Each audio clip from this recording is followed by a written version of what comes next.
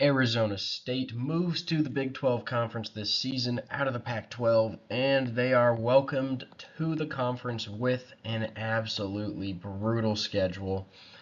It's not necessarily that they're playing a bunch of ranked opponents, but they are playing most of the better teams in the conference.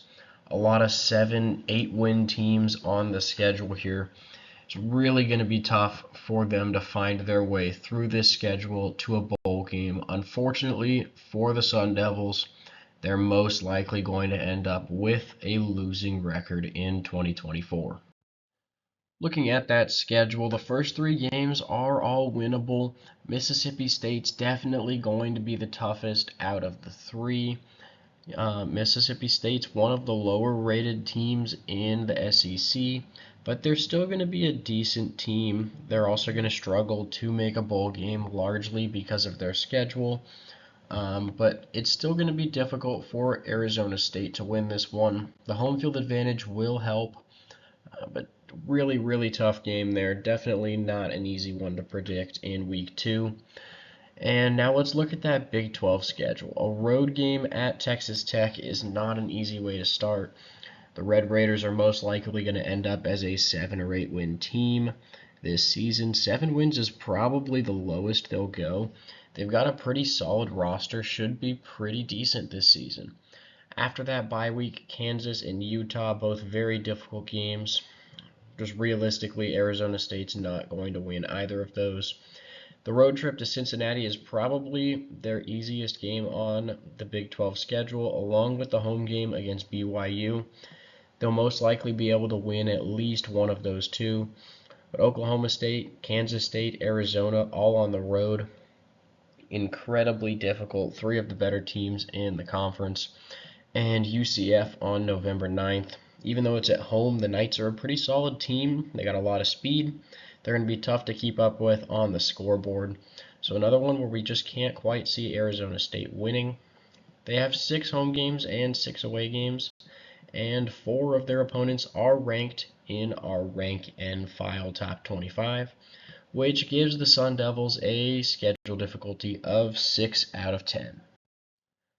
So taking a look at the prediction, we do have Mississippi State as slight favorites, but we went ahead and took the home team in Arizona State. They'll start off the season 3-0 with those wins over Wyoming, the Bulldogs, and a road trip to Texas State.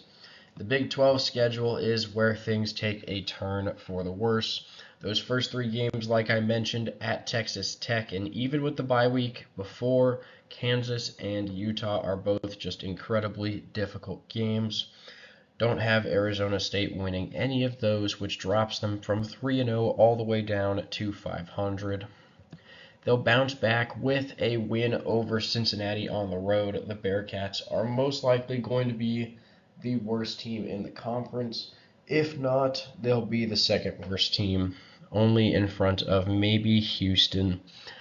After the second bye week of a difficult 5-game road stretch, the 2 games where I think they might have a shot of winning are BYU and then maybe UCF.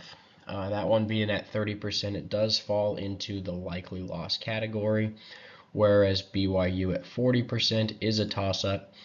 I would probably take them to beat BYU if I had to give them a 5th win, but I like the record here at 4-8. It seems pretty realistic for the first year in the conference. Just really didn't get that lucky with the schedule. This one's going to be pretty tough.